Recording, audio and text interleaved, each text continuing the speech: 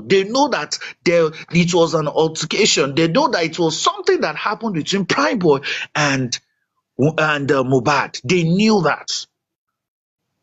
Why do you think they are bringing the driver of the Prado? Why do you think they are bringing the driver of the Prado?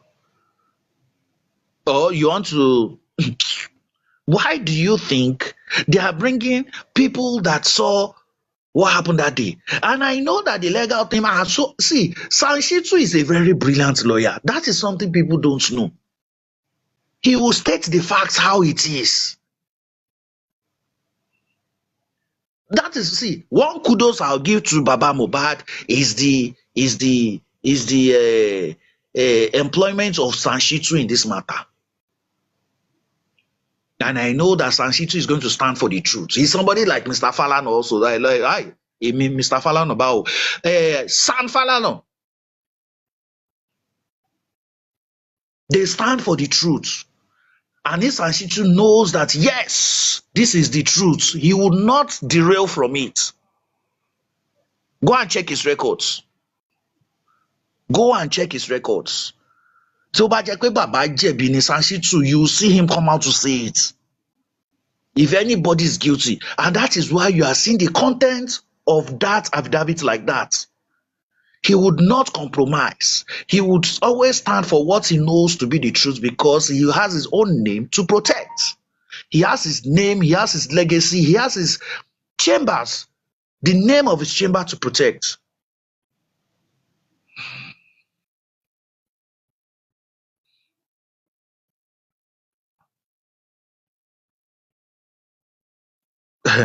No, everybody will see that affidavit on Instagram. They know the truth. So when people say they are worried, you are worried. You are only worrying yourself. You are worrying your own worries. This is the time for us to know that yes, they have nothing against Wunmi. Absolutely nothing. Mommy, yeah, you know their gullibility is because they don't read in between the lines. They brought out that affidavit to show off that they have invited some people, but in táwa kà níbí báyìí nísìn that bí bàbá ṣe nǹkan tí bàbá sọ àwọn ọ̀rọ̀ tí bàbá sọ bí kò ṣe sí any indictment on Wunmi àwọn ò rí yẹn. They can't see it. The more reason they brought that thing out to show that they have invited some people, they are at the top of their game.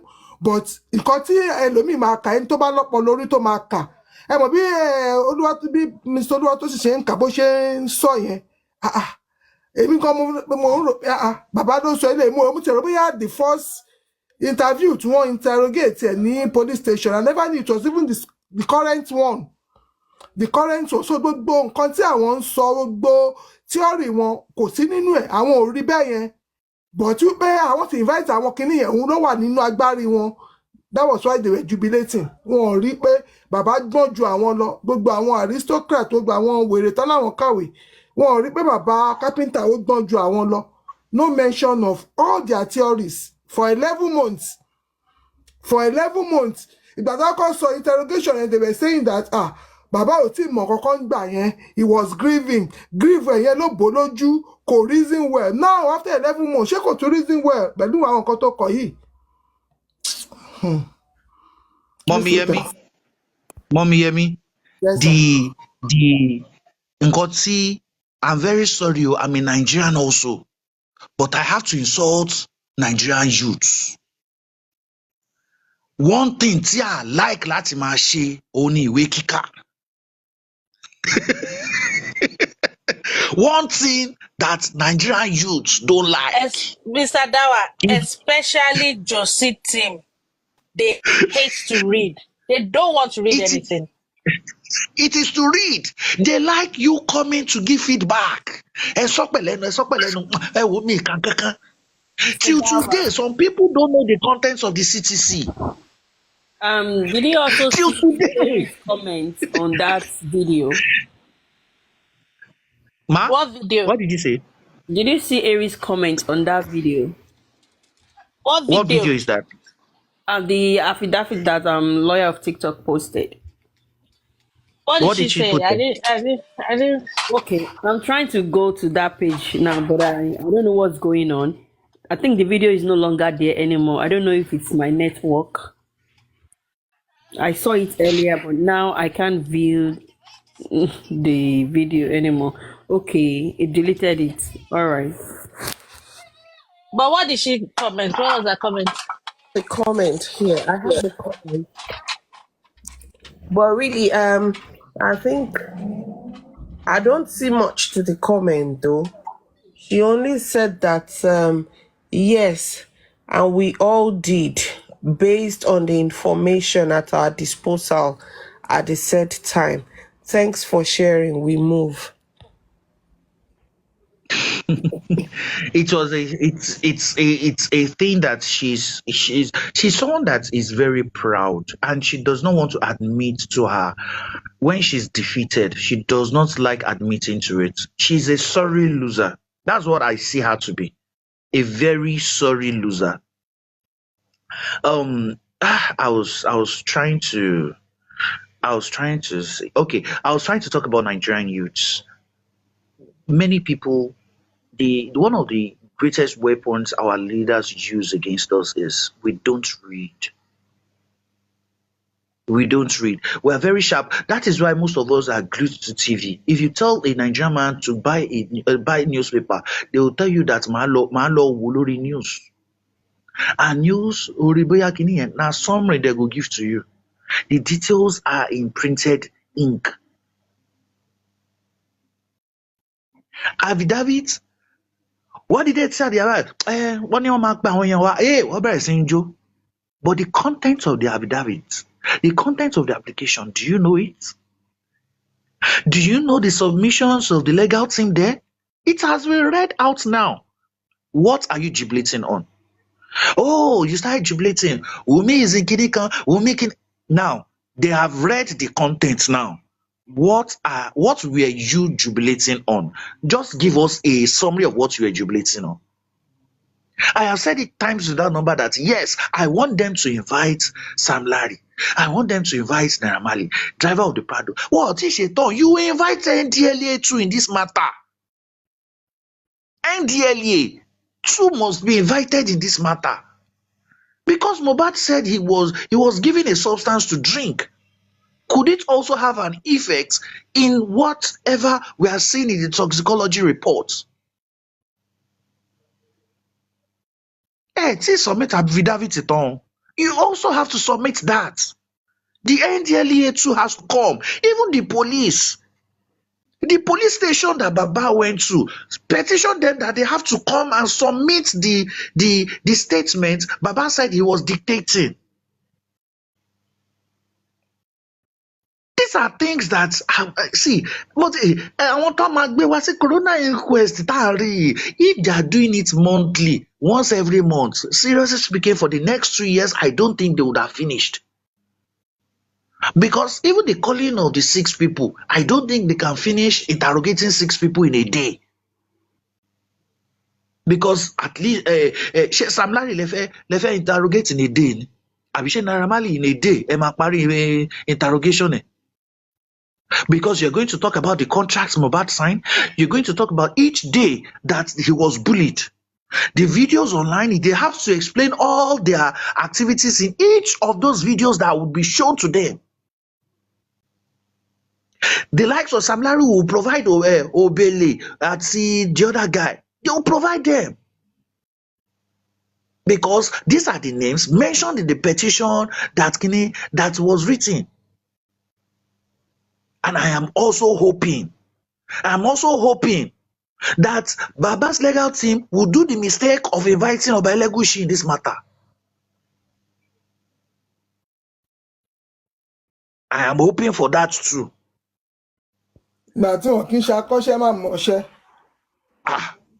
Obele and Olele. So I'm see, there are so many witnesses. If they are bringing this the bullying and threat to life into this matter, into the corona inquest, a lot of people will come. A lot of people will come and testify. DJ plus Splash, because if you are trying to link all these things together, DJ Splash no mawa. If you are even trying to expand it, ẹ wá fẹ́ fẹ́ lójú, ẹ fẹ́ fẹ́ lójú dáadáa, ẹ fẹ́ fẹ́ everything lójú. Ìyábọ̀ Òjó náà máa wá o. Because you might say that Wunmi told her something true. Oh, hey, this thing that we are looking as if it is well, I trust Sanshitu. I've said it. He's a brilliant lawyer.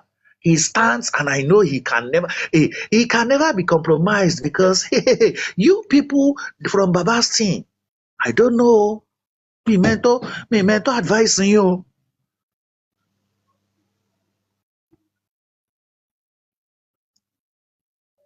but on our own, we at Simwumi, we go stand gidigba gidigba.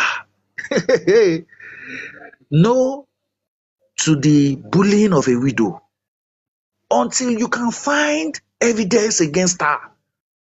Eh,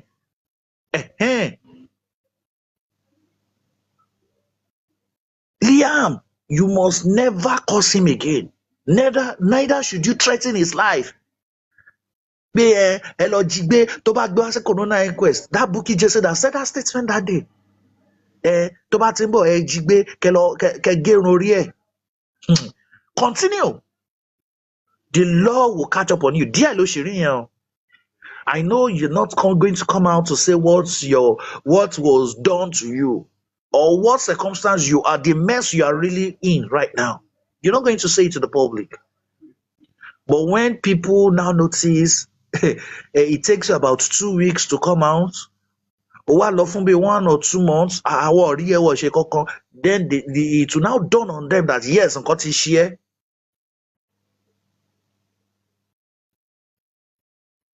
Do you think we are fools here? You are seeing lawyers, you are seeing medical practitioners, you are seeing IT experts, you are seeing a whole lot of people supporting Wunmi. Do you think it's not like they support Wunmi like accidentally? They've been with her since September. I bet Temi's platform here, January last year. I bet November last year, I bet October last year. Before African TV jáde, the affidavit of African TV came out October. Ló ṣẹ̀ṣẹ̀ circulate the social media. We have been here láti September tó ṣẹlẹ̀.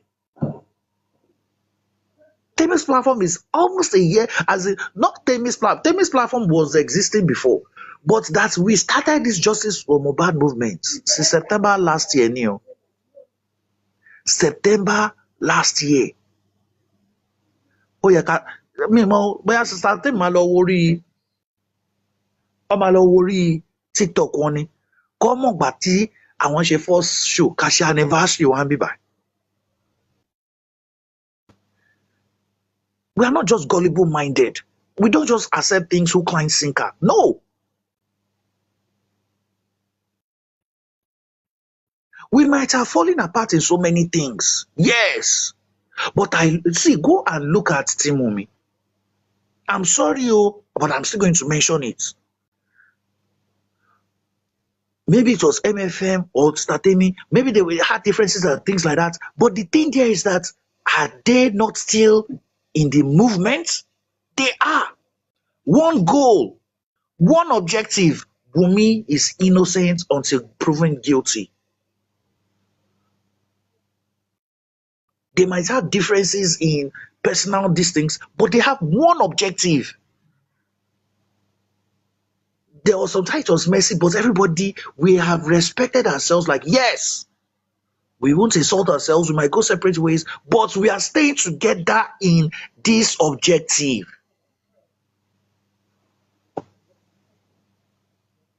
Whether it's King White or whether it's anybody, I say anybody, we remain gidigba tí Wunmi ní sẹ́. Nothing is going to shake us. Nothing is shaking us. Bá jáde, bá sọ pé kinní kan, ó ṣe kinní kan. We will stand till the end. Our own justice is not the prosecution of anybody. Our own justice is that the cause of death has to be ascertained. Whether it was natural, whether it was due to the injections, we are going to wait until justice is served by the right source, which is the police and the court of law. We stand and believe that the police are professionals. They don't have to come to social media to start submitting their investigations to us. They don't. That is what me stands for. We don't believe in jungle justice. We believe in the justice that will be served at the coroner inquest and that will be served at the court. We will not bring out any narration. Anybody that tries it here, we are going to even rubbish the narration among us here.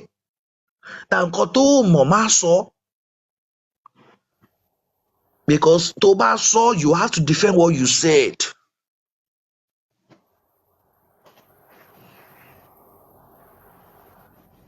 Nobody here would ever insult the police. We believe the police system. Whenever we talk, you see us saying the Commissioner of Police, October 6th, the preliminary report. You see us saying that in so page or so page of the CTC. You see us talking about the affidavits that just came out now. Those are the only sources of evidence we have. No. If you can't prove it, don't say it. I know so many people want to talk.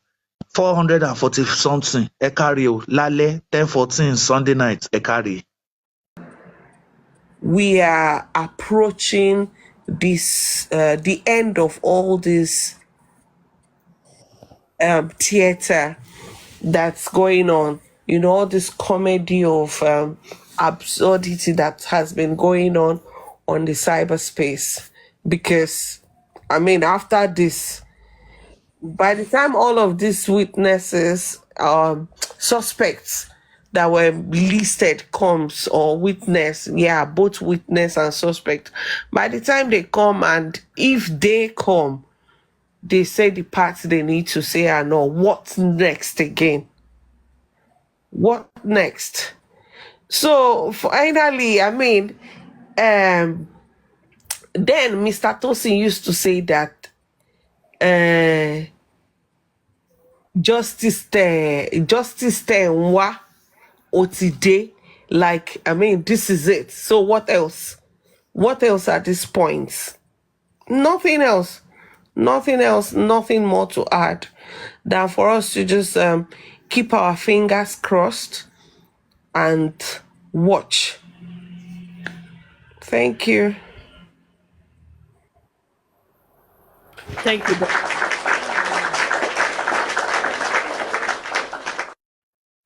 Thank you so much. Mommy Yemisi.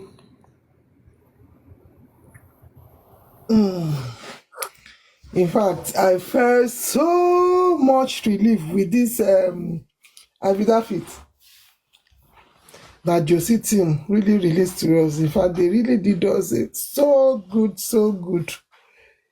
The case is becoming more clearer and clearer and clearer, and Wunmi is being vindicated day by day, especially with this affidavit that was released.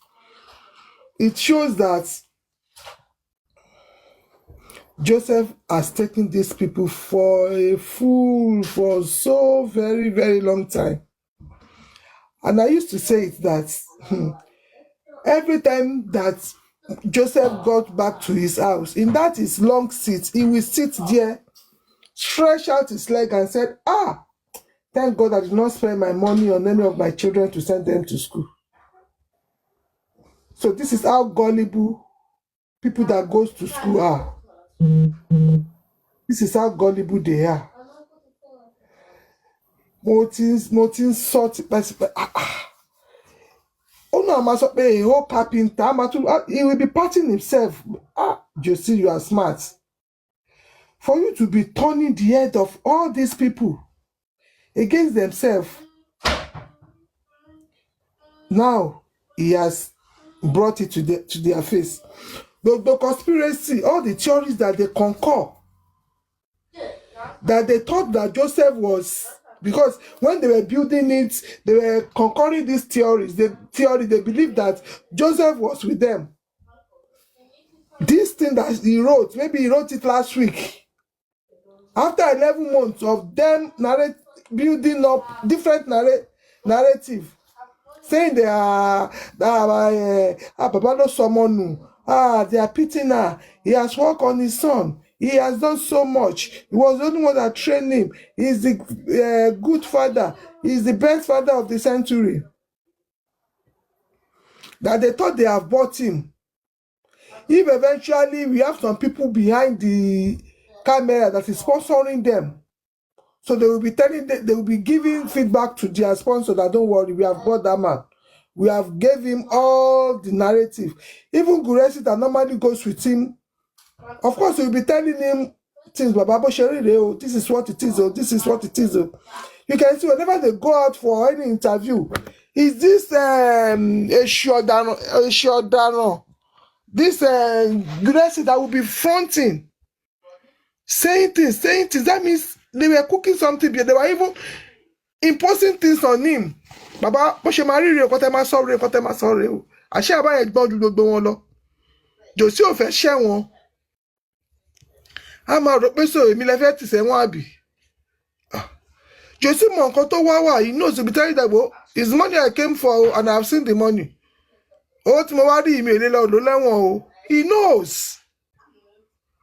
He knows. So despite all this, they have conquered for the past 11 months. Tí gbogbo wọn gan tí wọ́n ń bára wọn jà, theory tèmi ni kó gbà, theory tèmi ni kó gbà, suggestion tèmi ni kó gbà, kíni tèmi ni kó gbà. Àṣejù èsì mọ nǹkan tó ń ṣe.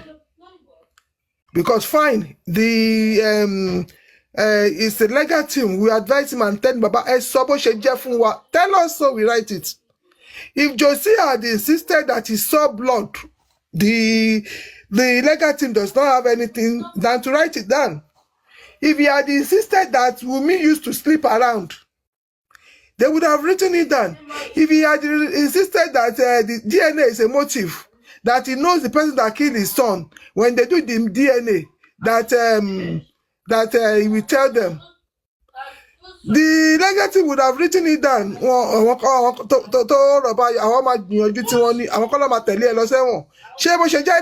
And after writing it, he will put his signature. And even in the era of technology now, they will record everything. So it will not be as if he was forced to write all those things under duress. So his signature will be there. But he knows it within his own mind, and he knows that he cannot, because he wants to please all these people that were giving him money. He will go and spend the rest of his life in jail. Even if he will go to jail, if some people, especially the daughter-in-law, had to take up some action after justice for Mohbad, he could still go to jail. But with this issue of justice for Mohbad, the man knows what he's doing. Not in any of his affidavits that there's even any traces leading to Wunmi.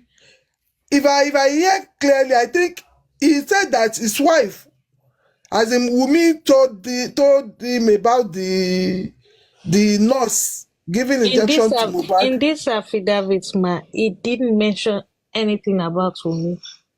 That's what I'm saying. He didn't say that she told me anything. He didn't even say anything. No. Okay. But you can see, he didn't even mention anything about Wunmi. Nothing like my son and his wife were fighting, as I was told. That they were fighting, and they said the child they had was not for him. This was the motive, and that's why I'm asking for DNA. Nothing of DNA. But that man, he can read mind. He's a very, very intelligent man. He was fortunate to go to school and further his career, become somebody in life. He will be a very good person in his profession. Apart that he just failed even in the carpentry work that he was doing and the music, because of his evil evil mind. If he had fully concentrated on his chosen career, if he had not been a lazy man, he would have been a success even in his carpentry work because he's so intelligent. Oh my, once on social media, he knows what these people want. He will say it. He will be given to brag. Oh my sọ gbogbo táwọn gọ́líbù àwọn ìka èèyàn tó wà lórí TikTok yìí tó ń fẹ́. Torí pé tó ò bá ṣe owó ò ní jáde. Owó ò ní jáde. Àwọn yẹn náà bàbá ń gbọ́ tiwa tó bá pàwọn yẹn náà ló promise ẹ̀ lówó pé want you to nail your daughter-in-law. Ó máa gbowó kó wá jáde kó wá sọ pé kówó fún mi. Nǹkan tó ṣe fẹ́ kí nail daughter-in-law mi wàá sọ fún mi. Ó ṣàlẹ̀ ti gbowó sápò náà. On social media, ó ti mọ̀ pé ọ̀rọ̀ social media ò dé court. Never in any of his legal statements ló ti make mention of wípé Wùmí ṣe this, òun rẹ́jẹ̀, òun ṣe kinní, òun ṣe igbá, òun ṣàwo. Even the one he said in his citizen or so, other made mention of blood. He was even so careful about it, not that directly pointing finger on his son's wife. Now, tí affidavit tẹ́lẹ̀ tí wájú after 10 months of all their shenanigans, bí that British ṣe máa ń sọ. Kí ni wọ́n ti wá rí ṣe báyìí nísìn? Mo bí báwa ṣe ń ka affidavit tó yẹ káwọn máa kà lẹ́yìn ọ̀dọ̀ wọn. Of course, they will not be. Maybe, of course, some of them are recording, or probably some of them are even streaming us now. Ọ̀dọ̀ Temi's platform, ọ̀dọ̀ Wumi's platform, náà lọ́ọ́ máa ti ń rí ní ọ̀pọ̀ lórí wọn máa ti ń ṣí ń gbà mí pé òótọ́ mà ní a máa ti kọsẹ̀ mí báyìí. So tí wọ́n bá tún gbọ́ ilé ní ìsìn bí ọ̀nà máa lọ jókòó tí wọ́n máa bàbá yìí ṣí èrè ni. Bàbá yìí ṣí èrè ní Grace poor Grace tó ń kóòtù oríṣiríṣi Bible tó ń wà so started tó dẹ̀ tún jẹ́ pé bóyá bàbá náà ń nà lẹ́pọ̀n àmọ́. Oyè òun náà máa ṣàrí bẹ́ẹ̀ pé gbogbo tíọ́rì òun gbogbo story òun Africa Magic tóun sọ bàbá òun máa kọ́kọ́ síbẹ̀. Òun fara jóná òun fara jóná. You can imagine. Kò sọ́pọlọ kankan lórí wọn. Kò sí ọpọlọ kankan lórí wọn. Dẹ̀nsẹ̀.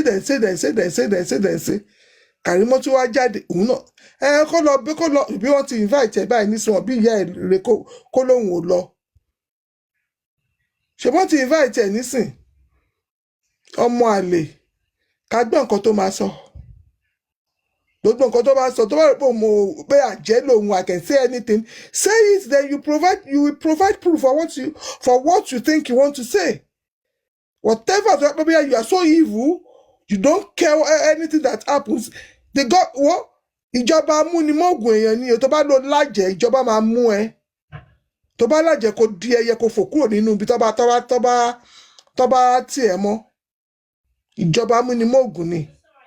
Say what you cannot prove, and you will see the consequences.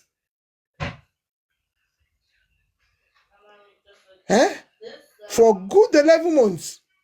Òun nìyẹn. Ìgbà tó kọ́kọ́ alákọ̀ọ́kọ́ ta ní kò mention he was grieving. He didn't know what he was saying. He was this. He was that. And mo dẹ̀ mọ̀ wípé even prime boy tó tún jáde nísìn tó ń rántí ẹni tá nà lára ń ta. Ó possible kí àwọn lawyers ẹ̀ kan ti sọ fún pé you are likely to go down. Ló ṣe ń gbé ìkanrajá tó ní gbogbo nǹkan tó ń sọ. Wùmí never said anything, he was just ranting about. And now even Baba Mohbad tó jẹ́ pàdé yín báyìí nísìn in his latest testimony he made mention of you fighting with his son. So what are we saying? Wùmí tí ò wá dárúkọ òun lòun rántí sí mọ́ pósìtì káwọn legal team ẹ ti bá sọ pé ìkọ́kọ́ ń ṣẹlẹ̀. This is what will happen. Tó fi ń jáde and Baba Mohbad no, his quietness is deafening. So he must have heard something. Torí kò láti 11 months kò dákẹ́ tó yìí rí àgbà kankan lẹ́nu ẹ̀. For the past 11 months, every week, lóríṣiríṣi kan jáde. The last interview or last ọ̀rọ̀ tó sọ ni last coronavirus, not this one, no, corona inquest, the one before this one. Tó ti ní DNA still a motive. So Karimo rò pé òun máa disrupt nǹkan kan. Ọ̀rọ̀ is just a backing dog.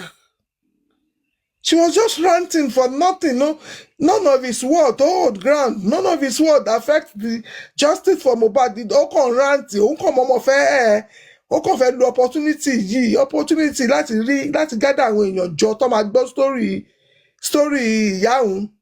Nǹkan tóun ṣe nìyẹn.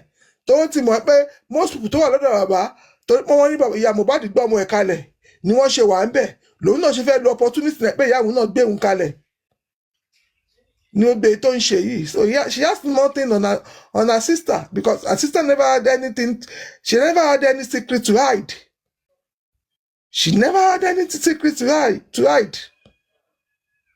Òun kàn rántí ó kàn sọ̀rọ̀ títí ẹ̀ ó fẹ́ gbé yẹ̀ sí ó dẹ̀ ti pàtẹ́tẹ́ yẹ̀ wọ́n ti bá ra yẹ̀ ó ti tà yẹ̀ lọ́pọ̀ wọ́n ti bá ra yẹ̀ without a penny èèyàn kan sọ ṣé bí wàá lọ ti sọ àbí òòṣà ṣé bí wàá lọ ti tẹ́lẹ̀ yẹn sọ pé tó bá di ọ̀la tó bá jáde tí Karimo bá jáde tó bá tún fẹ́ bẹ̀rẹ̀ èpè tó ń ṣẹ́ fún yẹ tó bá kọ́ bẹ́ẹ̀ ó gba àwọn tó wá ń wò yẹn tó ń tu à lórí pánẹ̀lì ẹ̀ kó wá kọ́kọ́ bẹ̀rẹ̀ kó tó bẹ̀rẹ̀ pọ̀ fẹ́ máa bú ìyá kó sọ pé gbogbo ń tẹ jókòó yìí kò ní da fún ìyá yín ó ní kó wá wò bóyá wọ́n máa dúró àbí wọn ò ní dúró bóyá wọn ò ní ṣí wọn ò ní ṣí mute kan bẹ̀rẹ̀ sí ni máa ṣépè padà fún pé wá ṣe ní kò ní da fún ìyá wa àwọn tó wá ń gbọ́ pé òun búyà tiẹ̀ nìyẹn o kó kọ́kọ́ bẹ̀rẹ̀ pẹ̀lú pé gbogbo ń tẹ jókòó yìí kò ní da fún ìyá yín lẹ́yìn kọ̀ọ̀kan kó wá bẹ̀rẹ̀ sí ní búyà ẹ̀ kó wò bóyá wọ́n máa dúró àbí wọn ò ní dúró ìwọ gbéyà tiẹ̀ ó wá tà ní kolobo wọ́n ti bẹ̀rẹ̀ rà ní cheap price. You just have to continue to thank God that in fact God is on the throne and he is really working in favour of Wunmi. He is really working in favour of Wunmi and ibi tó bá kù sí Ọlọ́run máa yanjú ẹ̀ pátápátá. Ọlọ́run máa yanjú ẹ̀ pátápátá. Olóòótọ́ kò ní kú sípò ìkà agbára Kristi. Olóòótọ́ ò ní kú sípò ìkà o.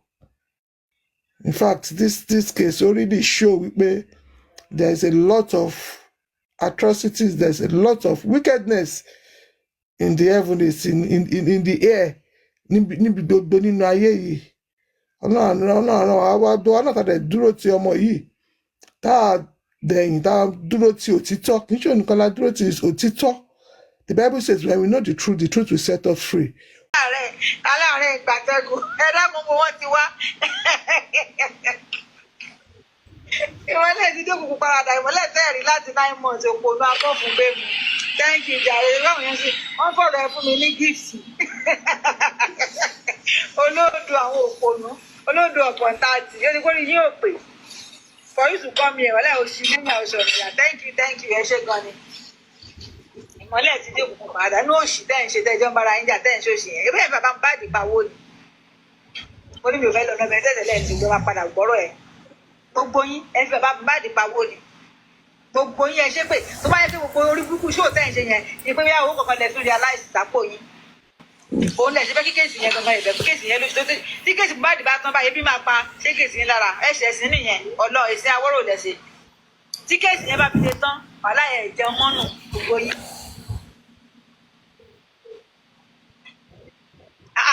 Ẹ sọ fún mi ẹ tán ti ṣẹ̀sí nìyẹn tí kéèsì bá ti tán báyìí wọn ló ń jẹ mọ́ kò tún jẹ lórí tébù wọn mọ́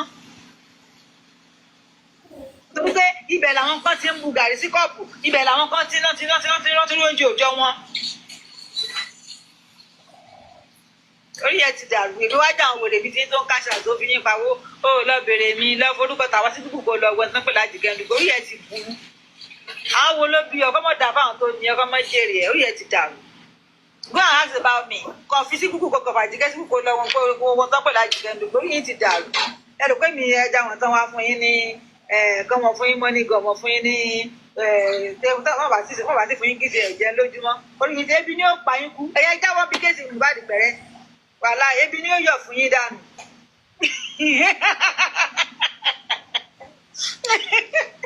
ẹ̀yẹ kò jáwọ́ bí kéèsì Mohbad lẹ́nìí kẹlẹ́ ṣe kéèsì mọ́ ebi pa yín yà jẹ yín nù.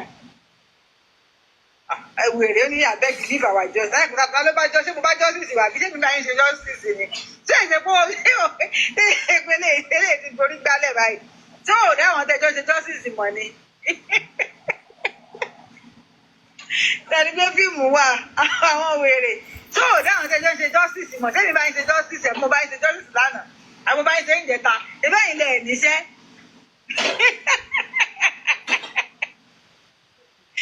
ẹ̀ẹ́dì ẹ̀ ò jẹ́ ìwà jàre ẹ̀ẹ́dì mi ni wá yín ti lágbára ọ̀nà ẹ̀rẹ́kùn sẹ́mi wá jẹ́ bí wèrè bíi tiyín ẹ̀yin lẹ́rìí súnmù láàárọ̀ látago 2 àárọ̀ ni nígbàgbé 2 alẹ́ ẹ̀ níṣẹ́ ẹ̀ lábọ̀ justice for Mohbad náà ni story àti 10 years story àtòṣù kẹwàá lẹ́ẹ̀mọ repeat lójoojúmọ́ àwọn wèrè bíi ẹgbẹ́ yín náà àwọn eléèbó sọnù ó wà jókòó orí búkẹ́jọ mọ́ ṣe dáadáa àti sáìdì mi àti sáìdì mi èwo oúnjẹ ń ṣe dáadáa ẹ̀ níṣẹ́ nìyà tẹ bá níṣẹ́ ẹ máa ti lọ fáfáfáfáfáfá ibẹ̀ ti ní pé ẹ gbé òkú Mohbad for 10 years pé ẹ ní sí ẹ múra sí ẹ yá yán àbí kẹ lọ kẹ kúkú kẹrù yín lọbẹ kẹ lọ sọmọtì kẹ mú wá fi powó kó lè bá a pé yín nonsense kó dákùnjà don't have your time kéye wa owó tó wà lábẹ́ kíní yẹn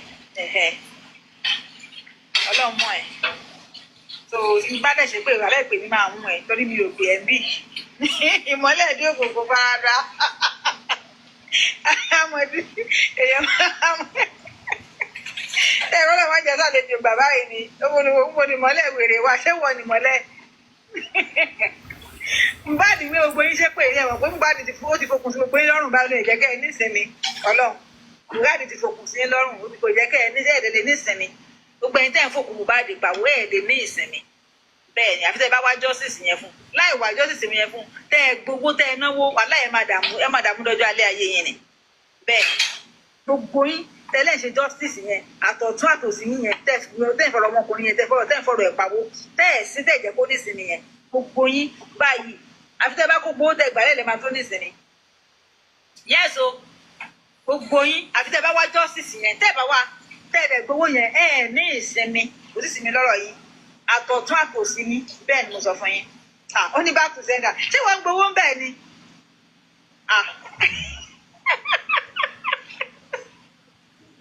dákun ṣé wọ́n ń gbowó bẹ́ẹ̀ ni kí ni tí mo back to sender débò olóògbowó bẹ́ẹ̀ ẹlẹ́sìn ojú àárọ̀ dákun kó sì lọ ṣé wàá fi sọ ẹ́ sí jàre ó lè já wa ní ìsinmi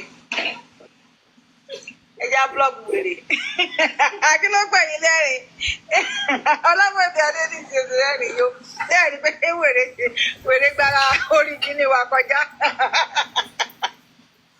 àbí olóòsì mẹ́ àwa ní kíní kí ló wá ṣe back to sender sí tẹ́wọ̀ ògbówó ni àbí tẹ́mi náà bá gbowó ó jẹ́ tẹ́wọ́ tí màá ti gbowó gbogbo yín ẹ máa dààmú ní ẹ̀dẹ̀ nísìnyí Ọlọ́run ó sì ní ọ̀rọ̀ gbogbo yín àbí tẹ́ bá fún wa ń jọ́sìn lórí ọ̀rọ̀ Mohbad lóko gbogbo ẹ̀yin tẹ́ ń gbowó kiri yẹn until you give us that justice lè máa ní ìsinmi bẹ́ẹ̀ ni owó yẹn ò ní bá omi àtẹ̀jára yẹn mu gbogbo ẹ̀yin tẹ́ ń gbowó bẹ́ẹ̀ ni ẹmọ tẹ́ ń ṣe náà ẹmọ tẹ́ ń ṣe gbogbo ẹ̀yin tẹ́ ń dà gbòòrò tẹ́ ń da gbogbo àlàáfíà rú káàkiri torí owó tẹ́ fẹ́ rí yẹn ẹ̀ lè ní ìsinmi gbogbo yóò lè Mohbad ní jẹ́ kẹ́ sùn bẹ́ẹ̀ sùn á máa yọ sí yín lọ́sàn-án á máa yọ sí yín lóru á máa yọ sí yín ó máa dààmú yín kiri gbogbo àti fámìlì ẹ o tó mọ̀ nídìí ọ̀rọ̀ ẹ̀ àtàrà àtà tó mọ̀ nídìí ẹ o gbogbo yóò lè ní ìsinmi Ọlọ́run ohun tí tẹ́ bá fọmọ yẹn ní justice nìkan ló kù lè máa nísìnyí gbogbo yín gbogbo títún Mohbad ti wá kò nísìnyí fún yín bẹ́ẹ̀ ni ló bẹ́ẹ̀ ló máa lágbára lọ́wọ́ Ọlọ́run á wọlá àkútọ́ ọmọ yẹn pé ikú àìtọ́jọ́ nìbọ̀bọ̀ yẹn kú gbogbo ẹni tẹ́ ẹ lóòótọ́ lọ́wọ́ náà tẹ́ ẹ ní òótọ́ lọ́wọ́ tẹ́ ẹ mọ bó ti tẹ́ ẹ̀dẹ̀ sọ́nà ẹ̀yìn nìyẹn bẹ́ẹ̀ sùn ẹ máa rí bẹ́ẹ̀ jẹ́ bẹ́ẹ̀ rìn lọ ẹ máa rí Mohbad ni àtẹ̀yìn tẹ́ ẹ fi ń ṣe bísínẹ́sì tẹ́ fi ń pawó ẹ̀yìn inú Ọlọ́run nù bí ẹ ṣe lọ́rọ̀ ti Mohbad nìyẹn so sísá kárí mọ́ owó táwa yín làwa yá yín yẹn o ẹ lọ ronú kúwàdà lọ sunun mẹ́ta máa ń sùn kì í ṣe ìyá ẹ̀rọ yẹn gbogbo ẹ̀ sórí social media èèyàn kì í fi ìyá àyàn wọ́n ní ọ̀run èèyàn òun nìyẹ́ èèyàn tó ti yẹ yín ọ̀run èèyàn òun nìyé èèyàn ìyá ẹ̀ da ìyé ò da kò ń ṣe lẹ́yẹ kan ti gbọ́ ẹnu ẹ̀kọ́ lẹ́yẹ kan ti gbọ́ ìyá ẹ̀ bá ṣe tí ò da ó ṣàti bí ẹ sáyé ìwọ náà dẹ̀ ti ń bímọ ìṣẹ́ tí ò kì í ṣe ẹyẹ ọmọ lè ṣèyá kí ìyá aṣọ ọmọ iye kò sí big deal bẹ́ẹ̀ tó bá pè ya ẹ̀ jókòó á ṣàlàyé pé ohun tó rí tó fi ṣe nǹkan tó ṣe nígbà ìyá yẹn á ṣàlàyé fún ẹni tó bá yẹ kó dẹ̀ yẹ kí ìyá yẹn bẹ̀ ìyá yẹn á bẹ̀ bó dà ọkọ mi má bínú mo mọ̀ pé mo ṣẹ̀ nígbà yẹn nígbà ìmọ̀ ni àìmọye òbí ló ṣọmọ àìmọye bàbá ló ṣọmọ àìmọye ìyá ló ṣe ọmọ ẹ̀ bẹ́ẹ̀ ni ó máa ń ṣẹlẹ̀ dáadáa bóyá nǹkan tẹ́ni yẹn dojú kan gbà yẹn ló jẹ́ kó ṣe bẹ́ẹ̀ sí ẹ á dẹ̀ bẹ́ ó lọ ọmọ mi ọkọ mi má bínú Ọlọ́run ṣàti gbogbo fọlẹ̀ ẹ̀wọ́ bá wọn ní it's not easy for Karimo she needs therapy wọn ló need therapy ó ti dà and àwọn èèyàn dẹ̀ ń sọ kí ni èmi náà kà lórí show lọ́sàn-án yìí pé it's not normal ẹjọ́ pé níta bá súnmọ́ ọmọbìnrin yìí ẹjọ́ ẹ bá wa ṣe needful thing lórí ọ̀rọ̀ ẹ̀ ẹ bá wa bá sọ ẹ bá wa calm ẹ̀ down tó ṣe yẹn kọjá gbogbo tó ṣe yẹn social media is not a place it's not the right place fún ẹ láti máa wá ṣe gbogbo tó ń ṣe yẹn Karimo jọ torí ọ̀la kò rántí pé wọn náà bímọ kò rántí ọ̀la nígbà tí ọ̀rọ̀ Mohbad bá die down kó máa padà máa regret gbogbo nǹkan tó ń ṣe yìí ẹjọ́ ẹ tẹ bá súnmọ́ Karimo ẹ bá wa pé Karimo jokes apart ẹjọ́ gbogbo ẹ̀yin abiyamọ tẹ bá súnmọ́ bẹ́ẹ̀ yàrá àbíṣẹ́ bẹ́ẹ̀ tẹ ẹjọ́ rẹ̀ lẹ́yìn tẹ jẹ́ fans ẹ pé bọ́n ṣe máa ń pè ẹ ka comment àwọn èèyàn o ìpín tẹ bá jẹ́ èèyàn Karimo àtọkọ ẹ̀ mi ò rò pé Karimo lọ́kọ ṣá Ọlọ́run wọ́n tó ń disgrace ọkọ ẹ̀ lẹ́kọ́ bá lọ́kọ ó ń disgrace máa yẹn Ọlọ́run ó ń disgrace máa yẹn bí mo ṣe wà yìí you cannot be under a man kọkùnrin má dẹ̀ sọ wọn pé my dear nǹkan tó ń ṣe yìí no stop ẹ̀ like ẹ̀ kò sí kórìí náà ìyá níwọ náà náà tó bá ṣe ọmọ ẹ náà ṣì bọ̀ wá ṣe ọkọ ọmọ ẹ máa ṣe fún ìyàwó ọmọ ṣì bọ̀ wá ṣe fún wọn náà jọ ikú burúkú ò ní ké lórí ẹ ò ní ìdìbò ilé tó ń ṣe you don't need it o ti ṣe ń gbà kan àwọn èèyàn sọ pé kò tó ṣe ò dáa you keep on doing it. bọ́bá wọn ló wà lórí ṣóun sì fọwọ́ bá fọwọ́ wà lórí kíni àwọn tó dẹ̀ ń tẹ ẹjọ́ àwọn wo ló wà lábẹ́ ṣóò yẹn gbọ̀ngàn náà àwọn wo abiyamọ gidi wo ló wà lábẹ́ ṣóò yẹn àwọn èèyàn tó wà responsible ló wà lábẹ́ ṣóò yẹn kí náà ń sọ fún lábẹ́ ṣóò tó wọ́n wà yẹn ṣé wọ́n ń purọ́ fún ní àbọ̀ ń tàn gbogbo tó wà lábẹ́ ṣóò tó wà sọ fún ẹgbẹ́ nǹkan tó ń ṣe dáa in fact mi mọ tí mo lè sọ fún wọn o kọ́ rántí pé àwọn náà bímọ ṣe gbọ́ wọn ní ṣì sí díẹ̀ náà yọ èmi sọ tèmi o èmi ò ní ẹ má lọ gbé fẹ́ lọ kọ́ọ̀tì ṣé omi fún I don't care ó ti yẹ torí mi ò mọ̀ ẹ́ rí ipò mi ìdè gbàdúrà kókó bàjẹ́ fún ẹ kò rántí pé gbogbo téèyàn bá ṣe lé ní ọ̀rọ̀ tán ní lọ́la òun náà dẹ̀ bímọ ẹ jẹ́ ká bá wa tap àtàwọn oníṣẹ́ àtàwà lórí jíǹtẹ̀ ẹ jẹ́ ká bá wa tap ẹ jẹ́ ká tap àtàwọn dáadáa ìjọ ẹ ká bá wa tap téèyàn bá ṣe lé ní ọ̀rọ̀ tán ní lọ́la o kí làwọn èèyàn máa sọ nípa ẹ lọ́la every year ni kí ni a máa gbé wá fún ẹ èsì yẹ báyìí tó bá wá dọ̀la tọmọ tẹ náà bá dúró tọmọ ẹ bá dúró mọ́ ẹ lọ́rùn tọmọ ẹ bá ń bú ẹ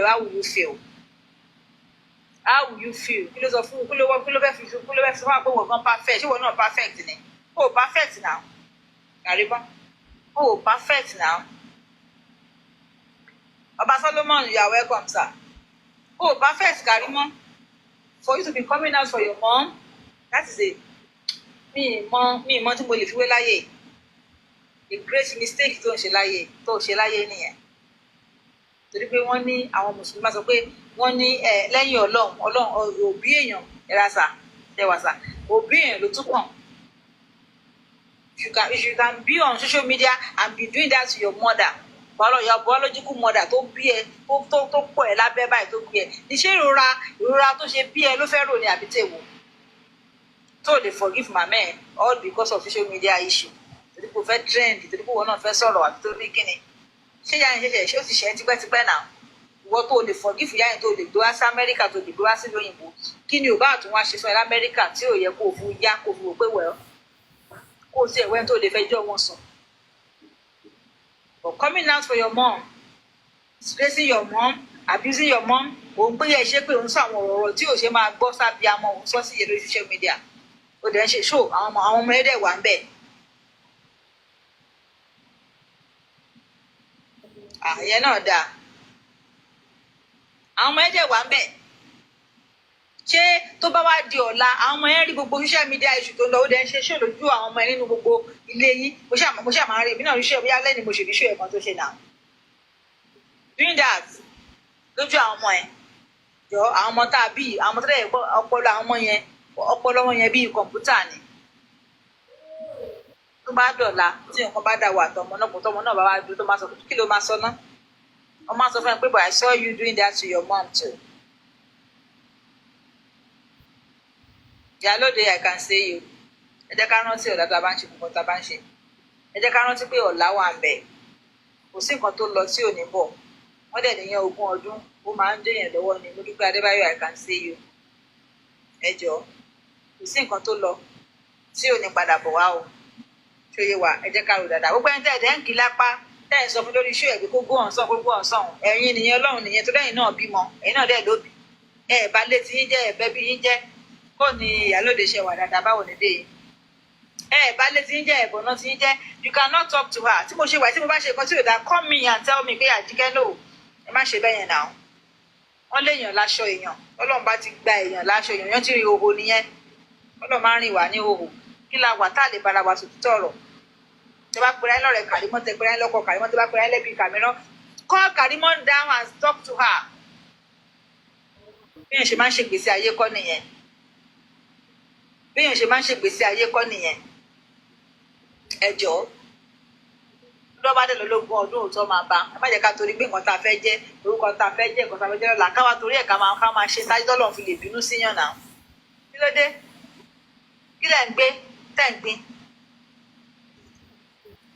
dúídà ṣé màá gbogbo àti màmá yẹn gan òṣìṣẹ́ màmá yẹn gan òṣìṣẹ́ àti màmá yẹn gan ń jà ní ṣé òun yẹn ti pọ̀ jù fún màmá yẹn kí ló dé ṣógun láyé ni move on your life go move on náà ìyá ẹ̀ ti bá ti tiẹ̀ lọ nìyẹn tó bá pọ́n tó bá yẹ máa parí ìjà yín ọmọ àti ìyá máa ń jà ọmọ àti ìyá jà ìyá àti bàbá máa ń jà ìyá máa parí ìjà yín tó bá yá náà nìyà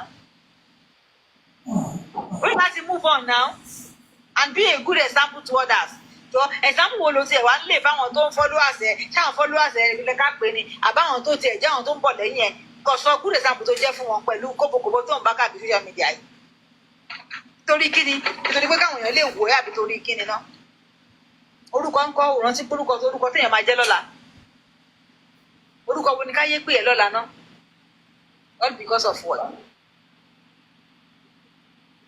ẹ jọ wá ní wọn sọ̀rọ̀ báńkì òṣèkìní kan go and give your evidence to police Nigerian police now tẹ́ bá ní any evidence tó pa Mohbad àwọn kan need an interest go and give it to ọlọ́pàá káni máa ń ṣe ká ní ìṣe kó wà lọ́la kò wà láìpẹ́ báyìí tí wọ́n ti sọ fún pé wọ́n ṣe ṣòfò àti sáré wá bẹ̀ ẹ̀jọ̀ ṣó ní ìdí gbogbo yẹn ṣe ní ìdẹ̀ nílé ayé tó yẹ pé ẹnì kankan wa yìí à ń bẹ lọ́nkọ́lọ́ fún alẹ́mì kíkan àtàlàfíà ní ká lè ba ilé ayé wa ìdébì kan ilé ayé tó jẹ́ pé wàhálà abẹ gan ẹlòmíín gbára kó wọ lọ́hùn kóhùn tẹ kó fóun lálàáfíà kóhùn tẹ kó lè ra ayé yẹn gbé wà lálàáfíà tán lọ́hùn tẹ lálàáfíà lọ́hùn tún wá gbàdúrà ẹ̀. wọ́n ní ṣe just an attention seeker yẹ́ orúkọ ẹ̀ lẹ́dá yẹn ọlọ́run wá gbàdúrà ẹ̀ lọ́hùn mú ẹ débi òyìnbó ṣọ́ọ̀kú orí ẹ̀ ló fi débi òyìnbó àwọn tó gbọ́njú ẹ̀ lọ́wọ́ Nàìjíríà ń bẹ tí wọ́n kàn wọ́n wá káwọn wà lóyìnbó tọ́lọ́hùn ti gbàdúrà wọn débẹ̀ ọlọ́run wá gbé ẹ débi òyìnbó ọlọ́run dá aṣọ àṣírí bò ẹ̀ ṣé wọ̀ lọ́lọ́run ṣé o gbọ́n bí ọlọ́run tó bẹ̀ ṣe ni wá ní wọ́n fẹ́ kọ̀yà àwọn kan jìyà lọ́wọ́lọ́wọ́ tó ọ̀rẹ́ni bá wọn kọ̀yà jẹ́ ká power tap ẹjọ́ ọlọ́run wá ṣàánú ẹ ó wá fi ẹ́ sáàárín àwọn èèyàn kúwọ̀ náà kúwọ̀ náà wà kó máa kókó tó wà kó máa dára níbi kó wá ń dára nílùú òyìnbó mo dúpẹ́ lọ́dọ̀ ọlọ́run lọ́wọ́ pé màmá yẹn ti rọ ẹ pa àwọn wá ti sọ ẹ sí ṣáláńgá àìmọye ọmọ mi tọ́tọ́ ti ṣẹ́ oyún ẹ̀ dànù ìyá yẹn ò ṣẹ́ oyún ẹ̀ ó rú ẹ̀ fóṣù 9 náà ó bí ẹ̀ náà òfin yẹn dúpẹ́ lọ́dọ̀ ọlọ́run tó ṣe tó ṣàṣọ lọ́kọ̀ ẹ̀ wá sáyé ọlọ́run ní kí iṣẹ́ òun ló máa tọ́ ẹ ní ìgbà tí ò dẹ̀ tọ́ ẹ ṣọ́lọ́run ò wá tọ́ ẹ ìgbà tí ò tọ́ ṣọ́lọ́run ò tọ́ ẹ ọlọ́run ló wú ẹ dàgbà kí ṣọgbọ́n orí ẹ náà ṣe kó mọ́ ṣe náà Kàrímọ́ bẹ́ẹ̀ ni ọlọ́run ló fàyè ẹ dára tí wọn náà bá ń sọ̀rọ̀ láàrin àwùjọ tí wọn náà bá lè sọ̀rọ̀ tó lè sọ pé tó lè bọ́ sọ pé and this and that ọlọ́run ló ní kó rí bẹ́ẹ̀ àwọn kan wà tọ́jọ́ bí nígbà tí wọ́n bí ẹlòmíì ò lọ́dún kan ẹlòmíì ò lọ́dún 10 ẹlòmíì ò lo 15 years wọ́n tún sì wà láyé o tún ti bímọ o ti lọ́kọ o ti lẹ́bí kò wà ní dúpẹ́ lọ́dọ̀ ọlọ́run bá jẹ́ pé ìyá yẹn ò sì wà wá dáadáa fún ẹ ṣé wọ́n tó bẹ̀ tó máa pọ̀ lọ́n lẹ́jọ́ ni ṣébí ìyá yẹn ni ò sí bẹ́ẹ̀ fún ọlọ́run ṣáà wà ń bẹ̀ fún ẹ ọlọ́run tó wá ní kó o jéèyàn tó ní kó o náà lè máa sọ̀rọ̀ o tẹ̀ wá mọ kó o wá kó rírí orí ọlọ́run yẹn rárá o ò rí bí anything ṣé o bílífọ̀ pé orí ẹ̀ ló fi débi tó dé ni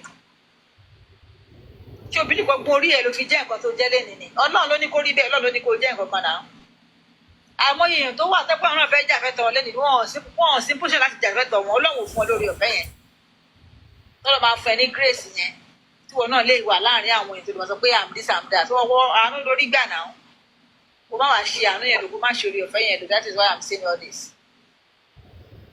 you have to sit yourself down and think twice pé ṣé nǹkan tí mo ṣe ṣó make sense ṣó mọ́pọlọ wá ṣé wọ́n ló fẹ́ gbèjà rẹ̀ nà Ọlọ́run ló fẹ́ gbèjà ẹ̀ tí ẹ bá ti ṣe the worst thing fún ẹ fọ̀rọ̀ ẹmọ Ọlọ́run kó Ọlọ́run orí mi o mo ṣe wọn tí mo lè ṣe fún yàyà ìtún dà mí for the second time fi sílẹ̀ fọlọ́run but coming out disgracing your mom calling your mom's name because of what. Karimo ó ti tàpá sọ́run ti tàpá sọ́run tó bá ti lè mú ọmọ ọwọ́ sókè tó na ìyá ẹ̀ ní ìrọ́pọ̀ ẹ̀ tí gbọ́lé yìí tí a Karimo bá bọ́ta tó bá sọ nǹkan tí Karimo ṣe fún. ó nà yẹ mi àwọn pé mo sọ ẹ má gbé mi débi ọ̀rọ̀ yìí mọ́ ẹ má gbé mi débi ẹ má gbé mi Sister Temi ẹ off mic kíní yẹn ti ẹ wò ó. Jésù Karimo ti lose ẹ gbàgbé ó ti lose ẹ I'm telling you ẹ gbogbo everybody tó ń judge ìyá yẹn lórí social media ẹ ṣáà máa ṣoṣù káyé nǹkan tẹ́ lè gbé kí Karimo máa pò fún yín lè rí kẹ́ máa jẹ gbogbo nǹkan tẹ́ bá ní Karimo tó dáa fún yẹ ọ máa ṣe fún yín náà.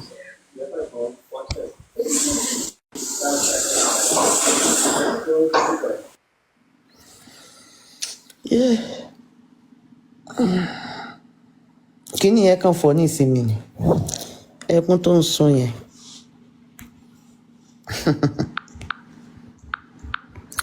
ó ní kàn wá dúró episode tó kàn.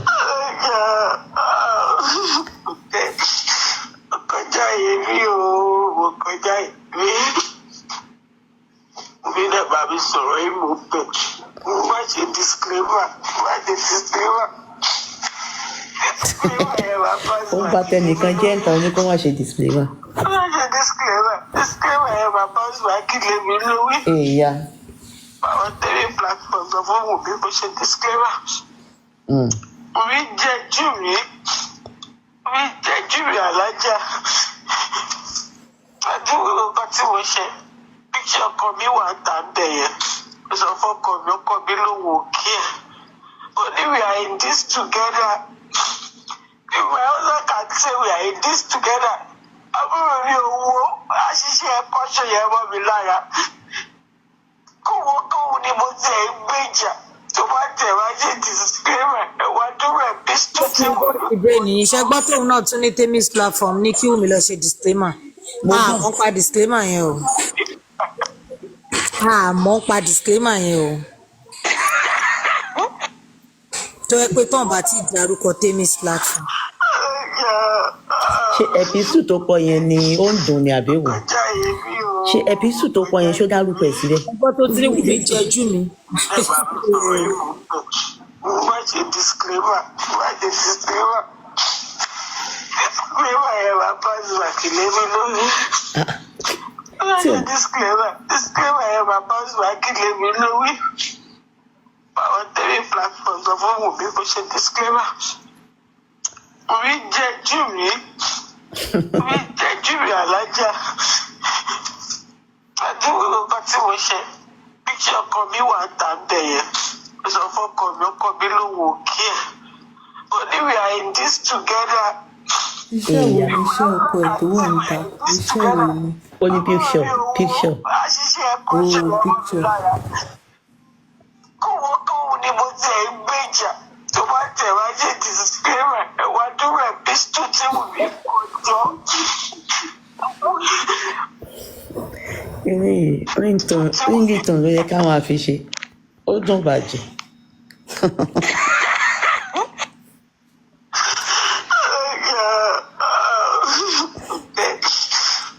ṣé tó máa ṣe disclaimer fún èèyàn tó yẹ kéèyàn máa sunkún mo fẹ́ báyàn dá sọ̀rọ̀ ẹ̀ ó ní kí n mọ́ dà sí mọ́ ṣé ó yẹ kí n máa sunkún. àná ogun ti ń jà tipẹ́tipẹ́ ni.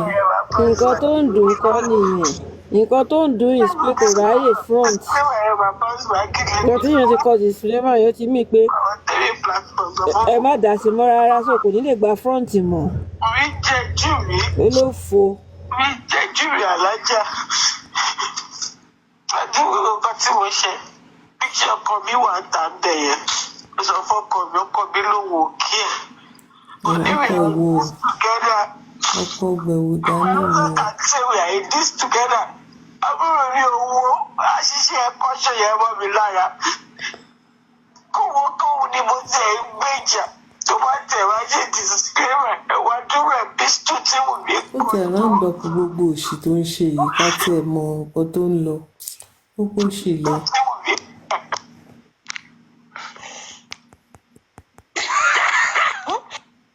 ṣé ó rẹ́rìn ní báyìí àbí igbe náà. ájìyà ló ń rẹ́rìn ájìyà tó jókòó tàdé ṣe bọ́dọ̀ wọn mo ti ń play. mi náà bá mi sọ̀rọ̀ yìí mo bẹ̀ mo má ṣe disclaimer má ṣe disclaimer. ọgbọ̀nràn ọmọ ṣèbó wọn bẹ̀rẹ̀ tó sọ pé kò má dà sí o. olùsì. má ṣe disclaimer yẹn bàbá ìwà kílẹ̀ mi lórí. àwọn tẹ̀lé platform tó fún òbí mo ṣe disclaimer. tó jẹ́ pé kò ní ríbi kankan tó máa rìn sí mọ́ tó bá yá. ẹ̀sìn tiẹ̀ wá tí ó tètè wá ń pọ̀ ó ti ju ti Lizzy lọ báyìí. àwọn èèyàn ṣe ṣòro. Lizzy àti máa sẹ́ǹdì mẹ́sẹ̀gì sí. àwọn èèyàn ṣe ṣòro fún rẹpẹtẹ lórí Facebook. àbúrò ní owó àṣìṣe ẹ̀kọ́ ṣe yẹn mọ́ mi lára.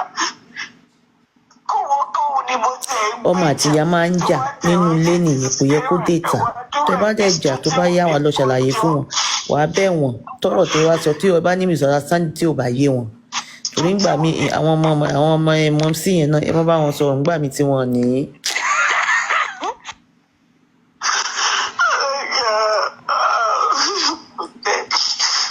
kọjá èmi ò kọjá èmi mi náà bá mi sọ̀rọ̀ yìí mo bẹ̀ mo má ṣe disclaimer má ṣe disclaimer yẹn bàbá ìwà kílẹ̀ mi lórí. má ṣe disclaimer yẹn bàbá ìwà kílẹ̀ mi lórí. àwọn tẹ̀lé platform tó fún òbí mo ṣe disclaimer. orí jẹ́jú mi alájà. àdúgbò nǹkan tí mo ṣe. Píkì ọkọ mi wà ń tà ń bẹ̀ yẹn. Mo sọ fọ́kọ mi ló wò kí ẹ̀. We are in this together. If my husband can say we are in this together. Àbúrò ní owó àṣìṣe ẹ̀kọ́ ṣe yẹn mọ́ mi lára. Kóhun ni mo tẹ̀ ń gbèjà tó bá tẹ̀ wá ṣe disclaimer ẹ̀wá dúró ẹ̀ pistol tí mo gbé kọjọ́.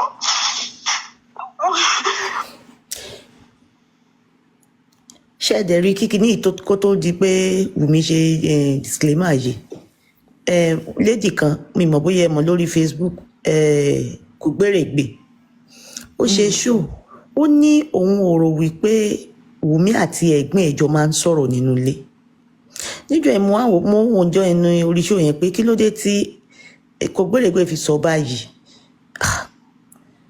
ó wá ń sọ ó nítorí àwọn ọ̀rọ̀ tó máa ń sọ yìí ti máa ń pọ̀ jù pé bóyá wọn kì í jọ ń sọ̀rọ̀ àwọn èèyàn máa ń rí èmi ò dẹ̀ mọ́ gbà pé wọn kì í jọ ń sọ̀rọ̀ àwọn èèyàn máa ń rí èèyàn ó láwọn nǹkan tó wá máa ń sọ ń ta ó ló ti pọ̀ jù.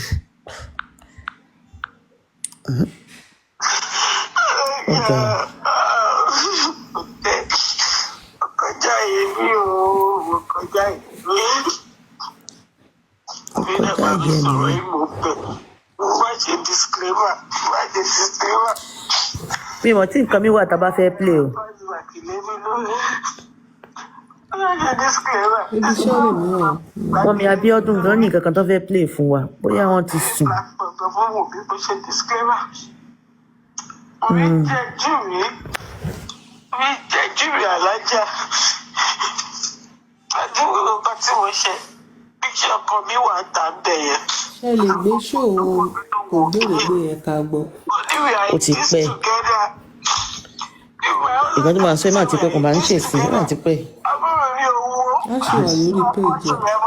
àwọn ọ̀lẹ́.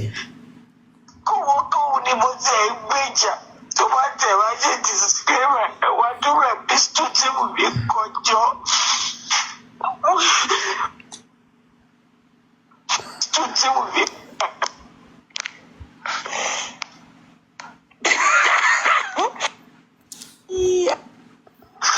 mo fẹ́ wo nǹkan mi bóyá lè rí nǹkan mi play. ṣé lè wo Auto Bola yẹn ká gbọ́ láti bẹ̀rẹ̀ láti download sí ṣé Auto Bola. Auto Bola. Okay. Yeah. Sister Payemi, ṣé everything wà okay ma? Ó wà okay. Okay. I'm party sọ̀lá lẹ̀ ni o táwọn afẹ́yìn nìkan lè sí platform. Èmi nìkan kẹ̀. ọmọ kékeré tí mi ò láyé àkẹ́bọ̀ jẹ́ o. Ó kì í sábà moderate lọ́la, sábà moderate. ẹ ti ṣe rọ́tà. Bí ti lè tán, bí ti lè.